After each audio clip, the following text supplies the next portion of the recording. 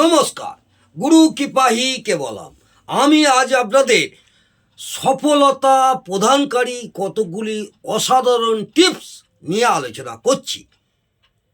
সফলতা প্রদানকারী কতগুলো অসাধারণ টিপস মাথায় রাখবেন, প্রয়োজন হলে লিখেও নিতে পারেন।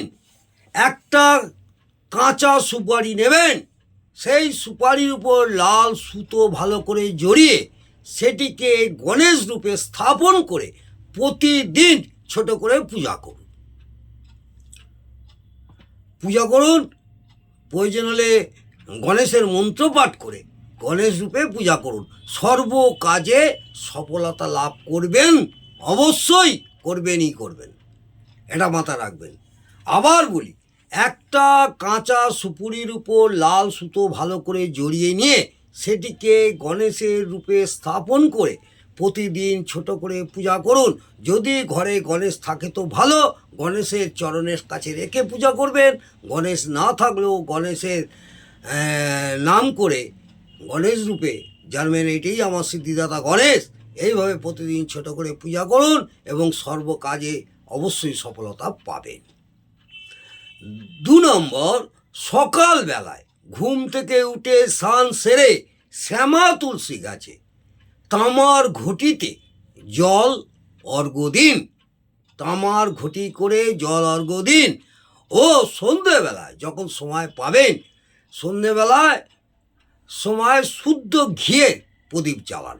এইভাবে বেশ কিছুদিন করুন, তাহলে আপনারা সফল অবশ্যই পাবেন।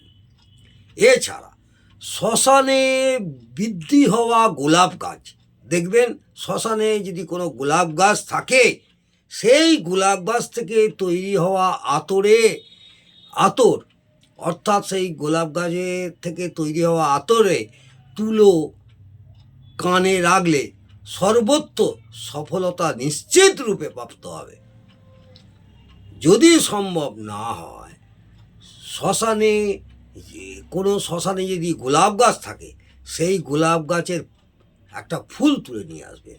সেই ফুলও আপনি যদি পকেটে করে নিয়ে যে কোনো কাজে যান, সর্বদা নিশ্চিত রূপে আপনাদের প্রাপ্ত হবে। এছাড়া কোনো কাজে যাওয়ার আগে বেসনের লাড্ডু অবশ্যই খেয়ে যাবেন, তাতেও অনেকটা সুফল পাবেন। এছাড়া যখনই কোনো কাজে যাবেন বা শুভ কাজে যাচ্ছেন, ইন্টারভিউ দিতে যাচ্ছেন, যে কোনো কাজে, তখনই নিজের বাড়ির প্রবেশদ্বারে এক মাথাটি জলে ভিজিয়ে, প্রবেশদ্বারে এক মাথাটি জলে ভিজিয়ে 11 বার গায়ত্রী মন্ত্র জপ করুন। 11 বার গায়ত্রী মন্ত্র জপ করুন। এই প্রয়োগটি যতটা শ্রদ্ধা ও সত্য ভাবনার দ্বারা করতে পারবেন, ততটাই তীব্রভাবে ফল লাভ করতে পারবেন। আজকে আমরা এই কয়েকটি টিপস দিলাম। এটা হচ্ছে সফলতা প্রদানকারী কতগুলি অসাধারণ টিপস। যদি ভালো লাগে বা আপনারা প্রয়োগ করে যদি আপনাদের ভালো লাগে, অবশ্যই কমেন্টে জানাবেন। নমস্কার, জয় মা তারা।